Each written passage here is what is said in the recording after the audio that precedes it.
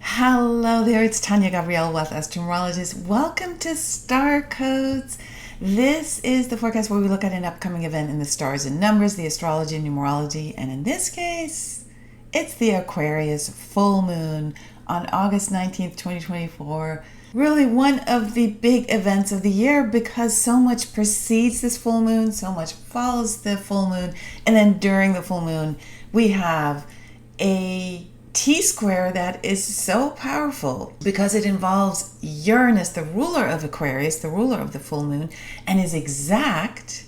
And a T-square is really the most tense activating aspect that we can have in astrology, the grand square and the T-square. They involve 90-degree angles and oppositions that activate, that really force you to look at things and move to another level. Acceptance, awareness, action, all A words. The first letter of the alphabet in numerology, the first letter is represented by the number 1, and 1 is action, it is breath, it is forward momentum, it is new beginnings. Now, full moons are culminations, and this full moon happens on August 19th, and 19 actually reduces to 10. 1 plus 9 is 10, and 10 reduces to 1. So there is both a new beginnings forward momentum and an endings element due to the full moon itself being a culmination event, and due to the sun and moon being at 27 degrees, and 27 reduced to 9. And believe it or not, Uranus is also at 27 degrees, creating that T-square. Uranus, the ruler of the full moon, is at 27 degrees Taurus. So we have a 27, 27, 27 triple activation. That is all about unconditional love, leadership through love, wisdom, very strong energy of endings, and then initiating new beginnings. So this code has everything but the kitchen sink in it. And so because Aquarius stirs our need for independence, our need for inspiration, our need for freedom and not being controlled, right? Because of that, this is a really important moment for us to wake up and transcend fear, transcend confusion by being conscious. The sun is in Leo at 27 degrees. Mercury will be at 26 degrees Leo, almost exactly conjunct the sun and opposite the moon. And Mercury is always about going within when it's retrograde. It allows us to relook at situations and get new insights that we may not have had at the moment, which is all part of life. So that is happening, the Mercury retrograde conjunct sun opposite moon. And of course, Mercury also is square to Uranus. And Uranus, we need to talk about, is not only the ruler of the full moon, but the ruler of the Aquarian age that we're moving into. It magnifies our need for freedom of thought, a free-flowing sense of ideas so that we can look at many perspectives. And we're going to go into that a little bit later because it also involves your ability to not feel judged if you want to look at different perspectives, because that's what's really needed. You can actually proceed to go into the unlimited energy that Uranus has, that also Jupiter represents. Jupiter is also part of the storyline, as you'll see in a moment, Jupiter and Mars. So we'll get to that later. There's a lot to unpack here. So including that there's a second T-square in this full moon, and you can see it. I used orange for the second T-square just because there was so much red. So the first T-square, the full moon one involving sun and moon, Uranus and Mercury retrograde, is the red arrows, as you can see. And the orange arrows are the second T-square. So Saturn's opposite Venus, and they're creating a T-square to the conjunction between Jupiter and Mars in Gemini. Now, let's talk first about Jupiter and Mars conjunction in Gemini. That was exact on August 14th, and it really indicates, because of the Gemini location, huge news events that will open up new avenues in a big way. Jupiter expands, and Mars just goes directly to whatever needs to be whatever sets you free or whatever sets you on a new path. And so it can be sometimes aggressive energy because of the Mars impact. And then with the T-square during the full moon with Aquarius, it's going to be even more accentuated. So with these two T-squares, which, no coincidence, involve 8 planets.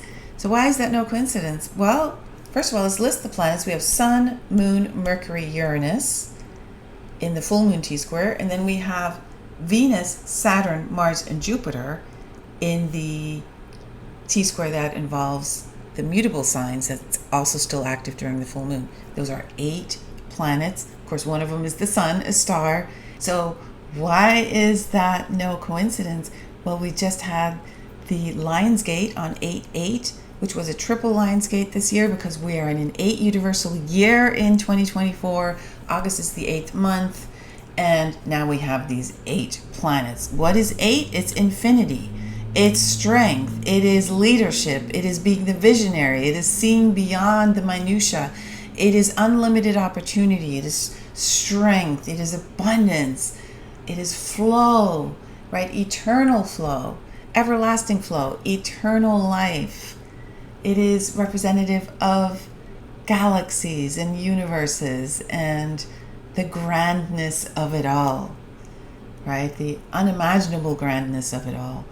And so we're all being called, especially under stressful conditions, to remain steadfast, to remain strong. And that's what the number 8 stands for. We got these 8 planets. And so the infinity sign is saying, well, it all returns to you. You are an infinity sign yourself. You embody infinite resources. And so we are now asking you, the universe, the stars, the incredible celestial geometry that's unfolding now is asking you to remember that and go within. Because when you go within, you feel grounded, you feel in the flow because you're being inspired from source through your heart. You feel uplifted, you feel like you can fly. And when you listen to that heart-centered inner voice, you're being divinely guided, divinely directed. And Aquarius and Uranus are asking you to risk everything to be free of emotional attachment or mental attachment, drama. Be free of that. So when you feel yourself going into that during these times of craziness and upheaval and change and transformation, and right, when you feel yourself going into that, which is natural, if you're a little exhausted or distracted, you might get pulled in. Always return to your heart. Be fully present. And then your future will unfold effortlessly. The present moment will feel good. The present moment is grounding you, and the chatter in your mind, that drama creating mind, just fades away because you become pure consciousness. So, like I said, the sun is conjunct Mercury retrograde. No coincidence there as well. Your thoughts become more practical with this conjunction. Your intellect becomes more clear. You become more confident. This is happening in Leo, after all. You are able to use your inner light, Leo.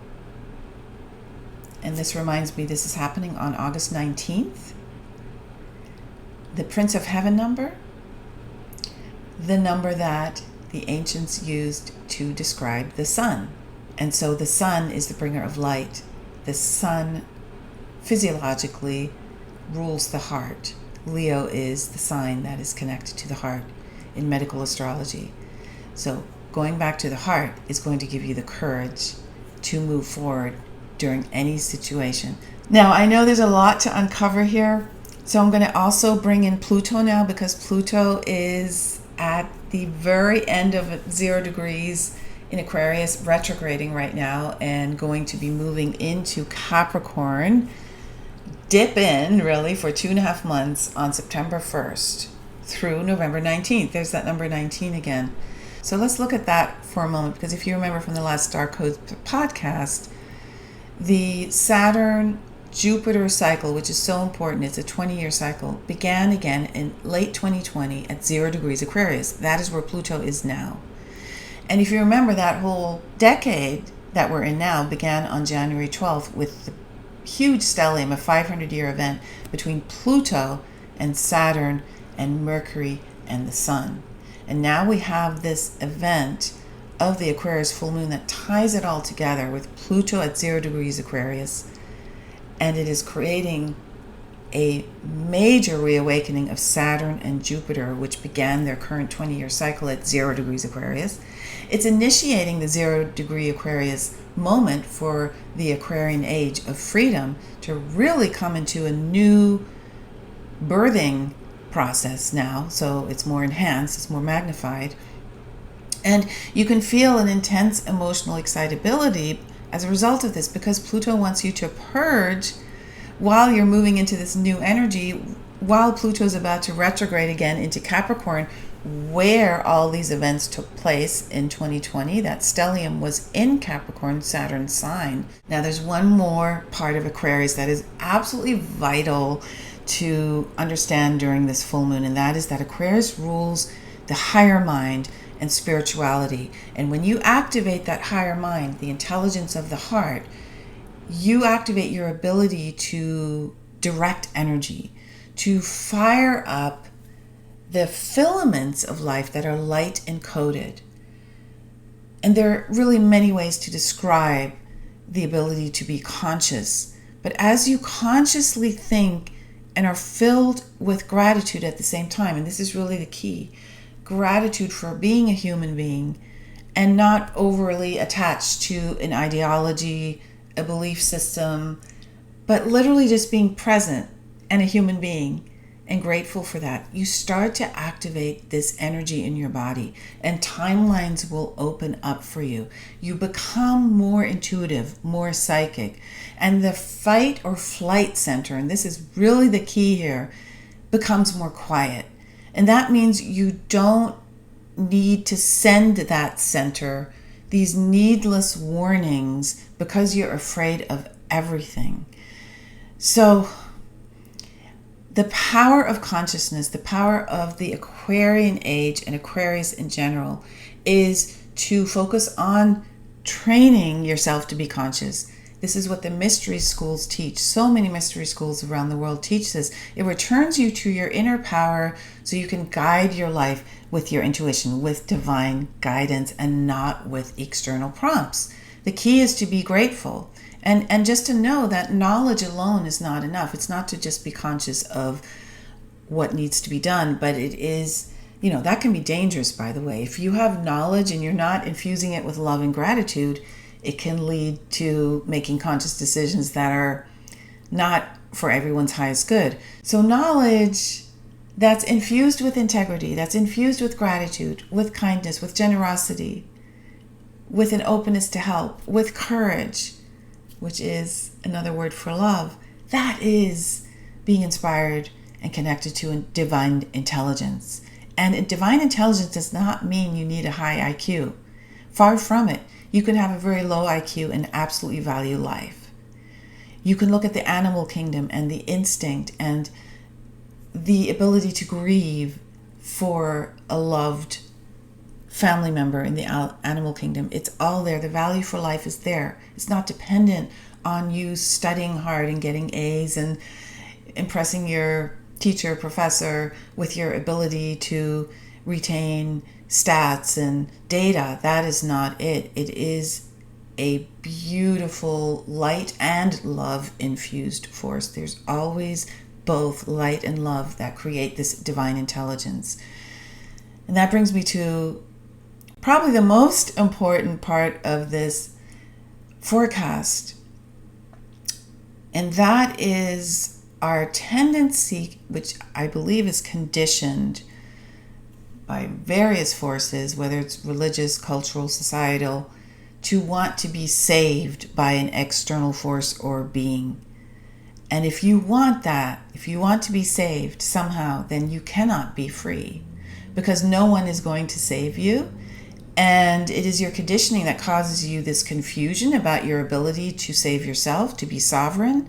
So turning to the external results in beliefs that end up being very confusing and very fearful, because the only reason you would want to be saved is you're afraid of something that is going to happen and that you can't deal with it yourself, right?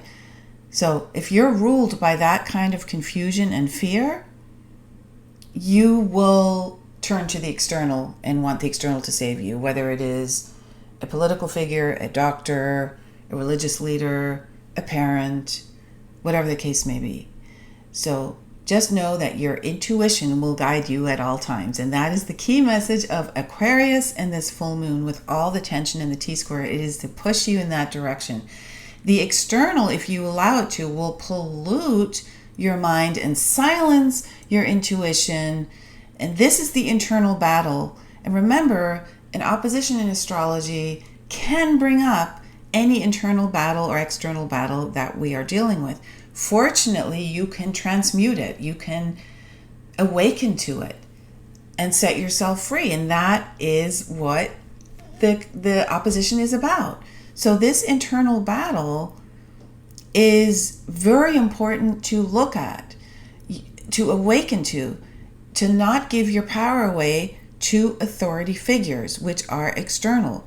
Always note whether they are subtly or not so subtly using tactics. And when they're subtle, they're even more hard to gauge, right? But the tactics will always scare you somehow into a decision using fear, or confuse you so you don't know what to do and you're frozen, and that's also a state of fear, right? So are authority figures in your life giving you options, alternatives, allowing you to feel out for yourself? Are they handing you the reins? Are they helping you gain confidence, or are they telling you what to do or instilling fear and confusion? This is a big question to always ask. And this involves anything that you watch online, that you expose yourself to. It's not just the human figures in your life. So really, it is very, very important now to get your feet on the ground, to get a good night's sleep every night as much as you can, to set a strong intention for clarity, and to relax. And taking it easy, breathing deeply, calling a timeout is also in the astrology right now, because Venus is opposite Saturn in that second T-square. This is a really important opposition with Venus in Virgo and Saturn in Pisces. It does mean you need to take advantage of alone time. Don't worry about delays or things happening the way you want them and your own timing. Focus on practical matters, getting your creative projects accomplished. Focus on things that are right in front of you.